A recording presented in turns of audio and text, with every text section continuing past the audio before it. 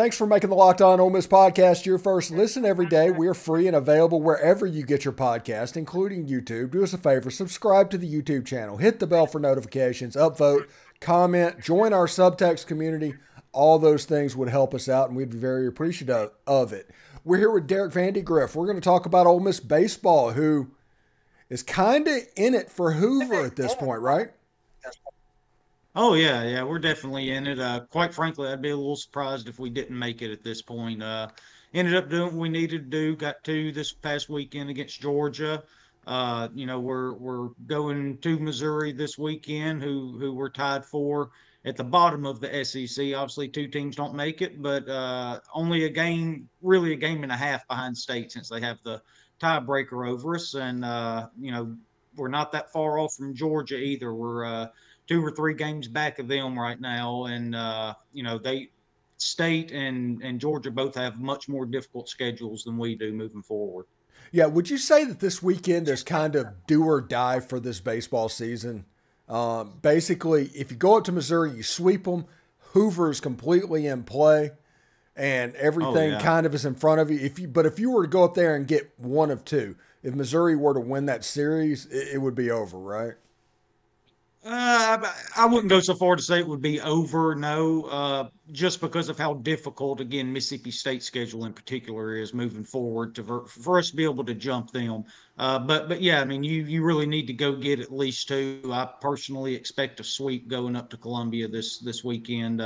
Go ahead and get 3 this weekend. If you do that, I mean, you're in unbelievable shape to at least make Hoover, and then you get Auburn coming to town after that. And if I'm not mistaken, I don't think they've won a single game in Oxford in baseball since 2014. So if you turn around and sweep them again, keep that trend going, then you go to Alabama for 3 games for a chance to get to 14-16, unbelievably, on the year for this baseball team. It's obviously a tall task to even get to that point, and it's not worth talking about right now. But yeah, I mean, there's still a lot to play for, and a lot of credit to Mike Bianco and these players too. I know we touched on a little bit Tuesday in the Twitter space. I mean, these guys haven't given up. They're still playing their tails off out there. They're giving it everything they got. So kudos to them, these young guys. You see a bunch of them growing up right before our eyes right now, and still a heck of a lot to play for because we're right there in reach to get to Hoover. And if you get to Hoover and get in the tournament,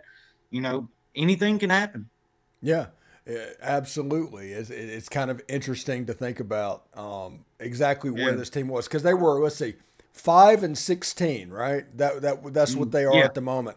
Last year they were 7-14, so it's a 2-game, a little bit more difficult stretch. Difference there, yeah. And again, just kind of going back to this Hoover conversation, we talked about Missouri, State, and Georgia being the teams that were really battling to jump to get into that conversation.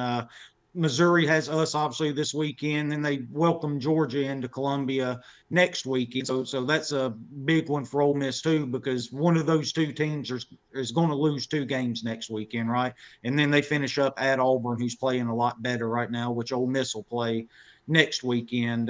But that one will be in Swayze at least. Mississippi State has a bear of a schedule left, man. They get Arkansas at home this weekend, then they travel to LSU, and then get A&M at home to close the schedule for them. So I mean, they've got 9 really, really tough games. They're really, really in danger of missing Hoover. And then Georgia, they get Tennessee this weekend, and then go to Mizzou like we talked about, and then they close with the home series against LSU. So that Tennessee and LSU series, I mean, that's a potential for 6 losses with the way that those 2 teams are playing. Those 2 teams, Tennessee and LSU, are really peaking at the right time right now.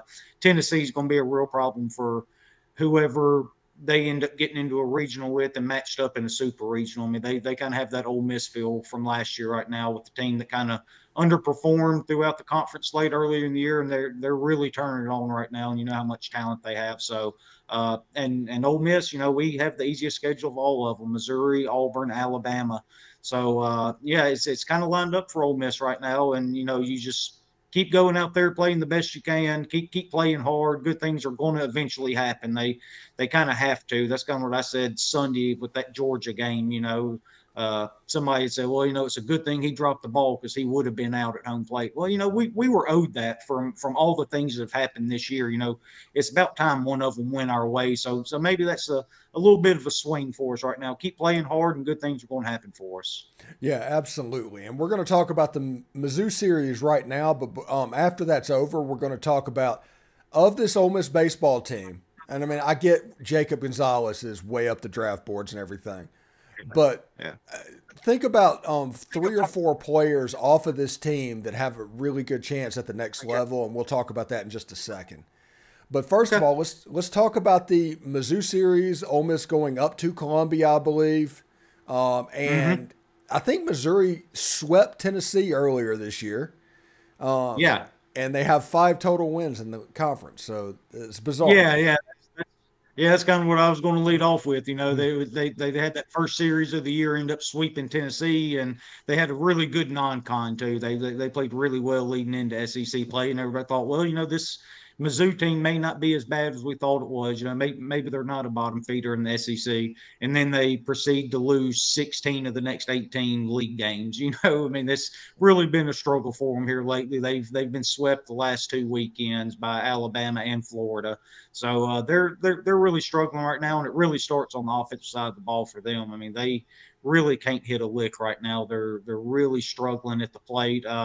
They're dead last in average, last in OBP, last in runs, last in hits, last in RBIs, last in walks, and next to last in slugging percentage and home runs. There's just really nothing on that offense that scares you as far as what they've done so far this year. So they're really scuffling at the plate. They've got one guy, third baseman Luton Mann. He's playing fairly well overall this year, hitting 315, 13 home runs, 10 doubles, I think it is. So, he's got some pop. That's one guy you need to look out for over there at the hot corner. But they're not hitting it particularly well. They're not fielding it particularly well. They're next to last in fielding percentage and errors defensively, and with the pitching staff that hasn't been that good either. That's a problem too. They're 3 weekend starters. They only have one with an ERA below 5 so far this year, and I think his is like 460, so he's pushing it too. So it's just a team that doesn't hit real well, doesn't field well at all, and really struggles pitching the ball too. That's kind of the best part about their team, but the way we're swinging the bat right now, surely we can put up some runs. And I've actually been really encouraged the last few weeks with how Ole Miss has pitched the ball. I've been really impressed with some of these freshmen. They're, like I said, grown up before our eyes. Saunier was absolutely incredible, I thought, Sunday for us against Georgia. He pitched that Tuesday game against Mississippi State. He only went, I think, 3 innings, if I'm not mistaken. That's kind of when I started thinking that he would be in the weekend rotation after we pulled him. He pitched pretty well that game too, right? And then comes out against Georgia and 6 innings, a 1-run ball. What was it, 8 or 9 strikeouts, I think it was. Just a really, really good game. It was really good to see him get a little bit of confidence built up. And our man Jack Doherty's back where he belongs. He's in the bullpen. Struggled a lot Sunday, obviously, but he threw a good bit Friday too. Friday is where you saw his true value, which you've been talking about for month and a half on this podcast. Getting back in there, and whenever you need him on the weekend to go get anywhere between 6 and 9 outs, whether that be Friday, Saturday, or Sunday, the first time that opportunity comes up, throw him in there and let him win a game for you. And that's what he did for us Friday. Went back to the well again Sunday. Didn't go super well for him. But Charlie Maddox came back. I thought he pitched really well in his first start back in or his first time back in over a year now. Fastball wasn't quite up to what it was his true freshman year, but I still think he was pretty sharp. Command was good. Slider was good. I imagine you'll see a good bit more of him this weekend and moving forward, as long as he doesn't have any setbacks. Yeah, absolutely. So let's change the subject real quick before we get out of here. Give me 4 or 5 players off of this baseball team that you think has a chance to really break through at the next level. even though you told me not to do it, I'm still going to take the free space with Jacob Gonzalez, right? I mean, that's if you told me that one guy's making the majors off this squad, it's definitely Jacob Gonzalez. But you look at a guy like Kemp Alderman. I can't remember who was on the calls when we were on ESPNU a few weeks ago, but they kind of compared his game to Pete Alonso just because of how big and burly he is and just how dang hard he hits the ball, right? And I was kind of using Kemp Alderman earlier today, talking to a buddy of mine, because they were talking about Will Furness. And, Furness, I think, has had a pretty good year so far this year, considering he's a true freshman getting thrown into the mix here.